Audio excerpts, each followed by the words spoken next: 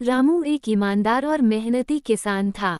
उसके पास केवल 2 बीघा जमीन थी, जो उसे उसके पिता से विरासत में मिली थी। हर साल वो उसी जमीन पर गेहूं, धान या सरसों बोता था और उसी की आमदनी से अपने परिवार का पेट पालता था।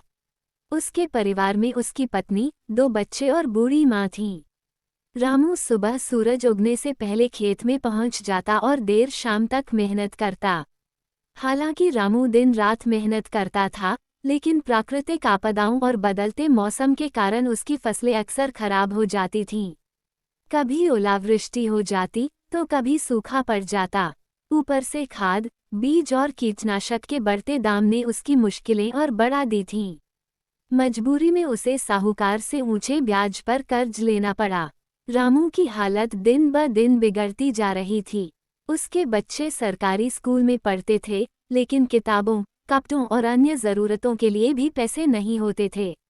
उसकी पत्नी भी घर के काम के साथ साथ कभी कभी दूसरों के खेतों में मजदूरी करती थी ताकि कुछ अतिरिक्त आमदनी हो सके। फिर भी गुजारा मुश्किल से होता था। एक साल, जब रामू की फसल पूरी तरह बर्बाद हो गई, तो उस पर कर्ज का बोझ इतना बढ़ गया कि वह टूट गया। गांव में आत्महत्या करने वाले किसानों की खबरें उसे डरा रही थीं, लेकिन उसने हार नहीं मानी। उसने निर्णय लिया कि वह खेती के पारंपरिक तरीकों को छोड़कर आधुनिक तकनीकों और जैविक खेती की ओर बढ़ेगा। रामू ने सरकारी कृषि केंद्र से संपर्क किया, वहां से मुफ्त में प्रशिक्षण लिया और कम लागत में खेती के नए तरीके सीखे।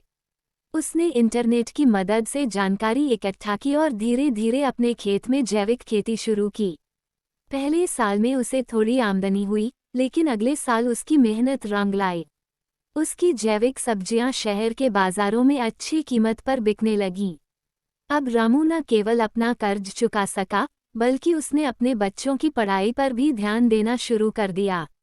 उसका आत्मविश्वास लौट आया और वह गांव के दूसरे किसानों को भी जैविक खेती के लिए प्रेरित करने लगा।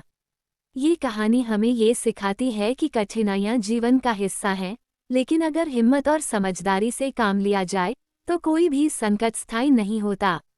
रामू जैसे किसान ही असली नायक हैं, जो अपनी मेहनत और लगन से देश की रीढ़ को मजबूत बनाते हैं।